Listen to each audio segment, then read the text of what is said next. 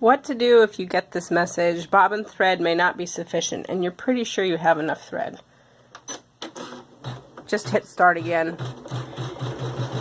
If there really is enough thread for that color, it'll just keep going. It's just a warning. Now, if you hit it a second time and it doesn't start, it means you really do need to change your thread.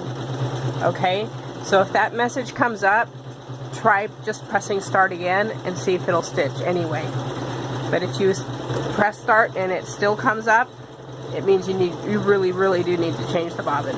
So there you go. There's another quick hint for your Elna 860. Now I'm sewing along and I've done the thing where, okay, I stitched it and I stitched it, now I get, oh, it stopped.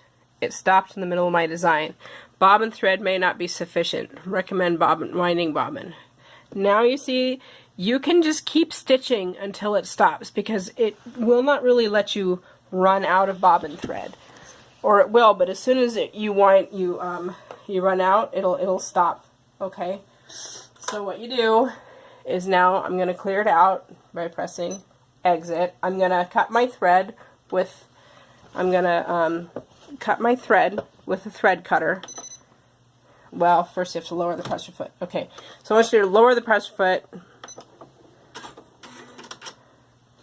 So my thread is cut now. I'm going to raise the pressure foot. I'm going to go back 10 stitches. 2, 3.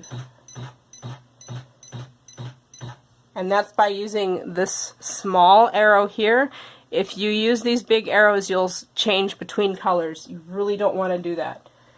So this goes back, this goes forward, obviously. Now I need to lock the screen, because I'm going to take the hoop off and change my bobbin. I really don't want to accidentally hit something and have it mess up my place. So once you've found the place where you want it to be, lock the screen. Now you can, take your hoop off and change your bobbin.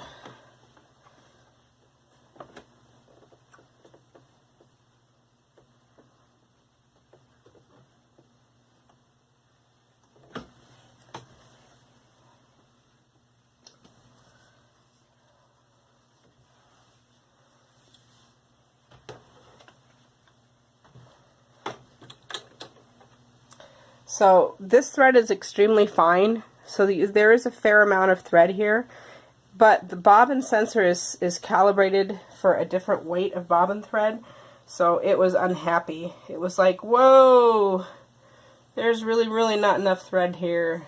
This is an extremely fine bobbin thread.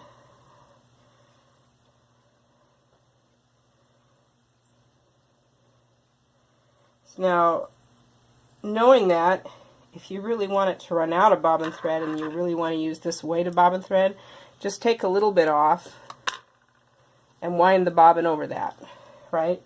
You could do that, but I'm not that interested, because bobbin thread is very inexpensive, and I don't know, I just can't be bothered.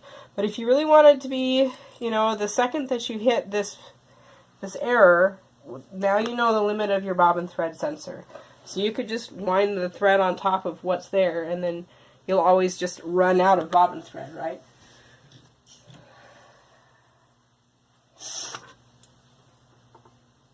Now, do I have any bobbins partially filled? I do. Now, do any of them have enough thread to go all the way through a project? Ooh, I don't know. Let's find out. This one looks likely.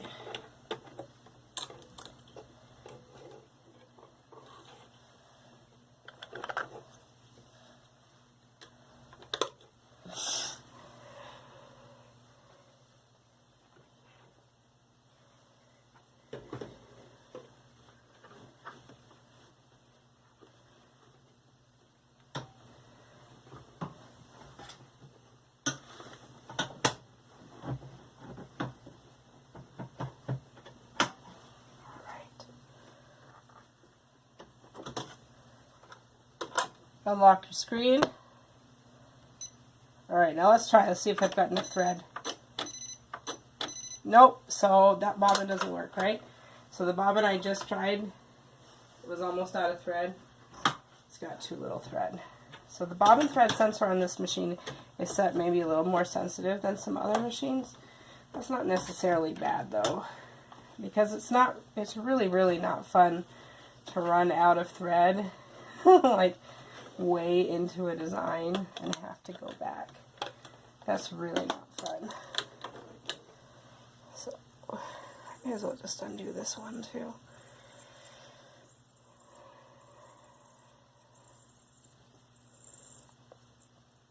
So what you ideally should do then is just wind a couple bobbins at the start of every project so you can do a quick change, which obviously I didn't do.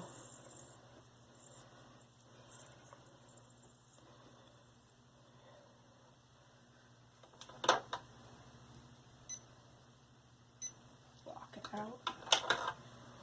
All right.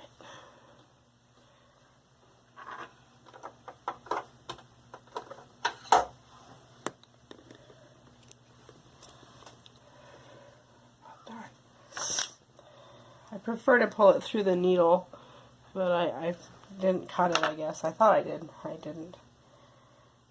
Dangers of sewing late at night.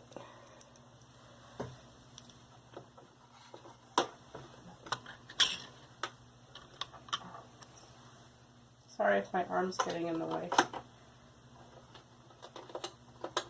Make sure you hear that click when you put it in that first thread guide.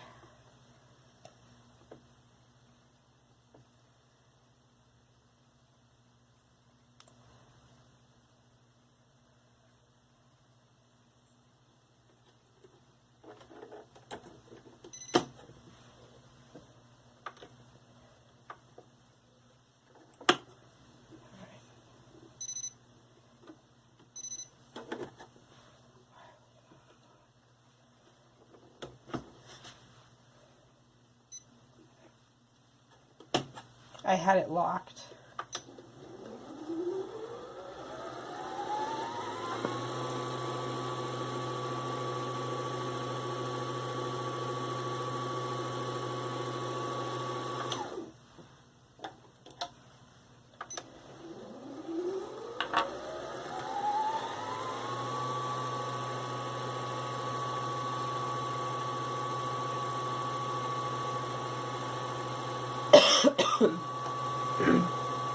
Winding the bobbin. I know, boring. Sorry.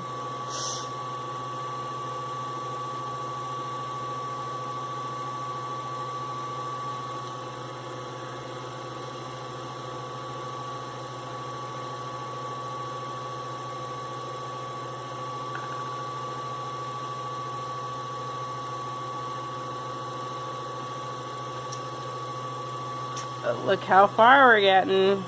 Almost got the sloth drink. Stitching along quite nicely. Changed the bobbin thread.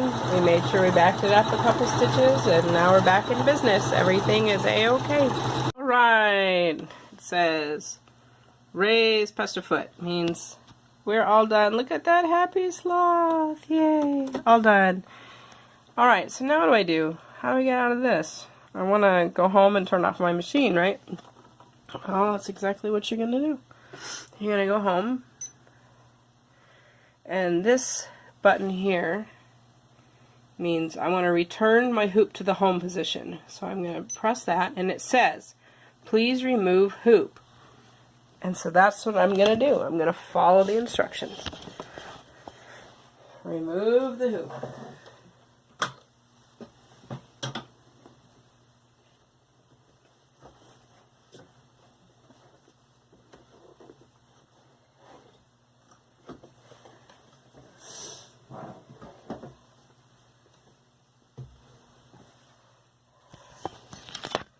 So now you can see, like, how is this all done here.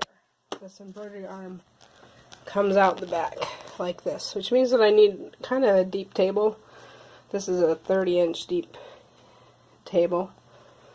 There's still some room, a little bit of room at the front, but for my space this works better because I have such limited space in this room. Alright, so now that I've done exactly what it told me to do, move the hoop. Press OK. And now the hoop is home.